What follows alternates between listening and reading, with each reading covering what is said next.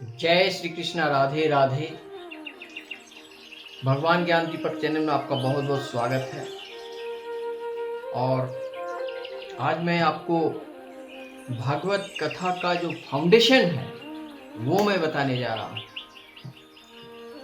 जिस समय स्वर्ग में देवलोक सब एकत्रित होकर के आनंद कर रहे थे, उस समय एक हवा का झोंका आया और एक देवी का आंचल उड़ गया।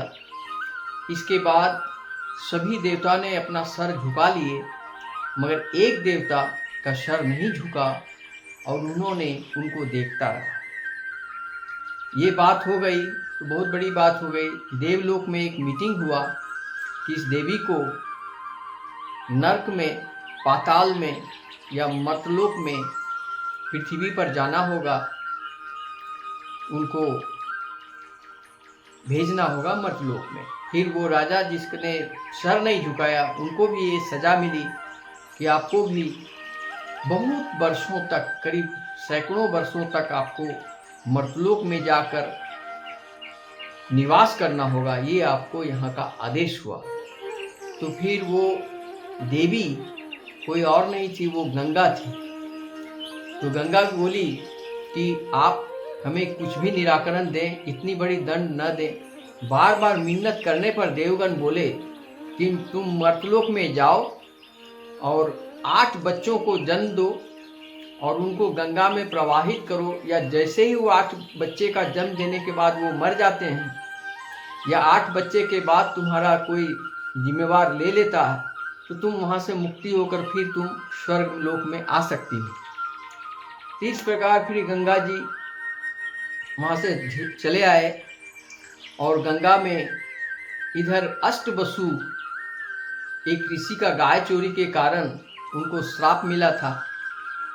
तो फिर वो लोग अष्टवसु उस ऋषि मुनि से बोले कि मुक्ति का उपाय, यदि तुम्हारे, तब ऋषि बोले अष्टवसु से कि अगर तुम्हें कोई माता जन्म दे और जन्म देकर तुम्हें मुक्त करे, तभी तुम्हारा श्राप से मुक्त हो जाओगे।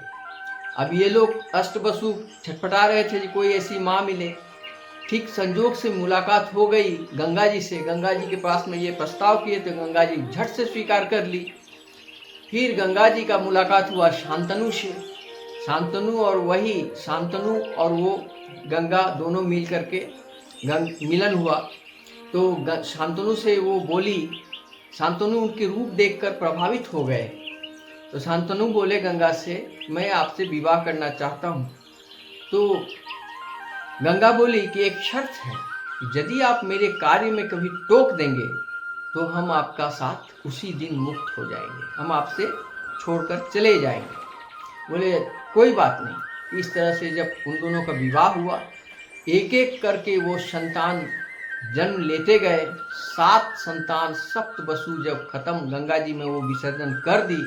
8वां बच्चा को विसर्जन करने जब जा रही थी, वही उस समय शांतनु उनको टोक देते हैं।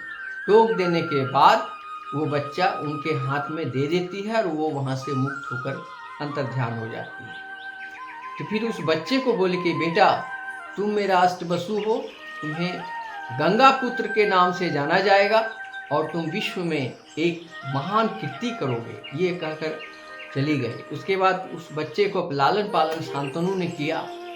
शांतनु की शादी हुई, वो मत्स्यगंधी से जो सुगंधित बन गई, उसकी भी बहुत बड़ी कहानी है।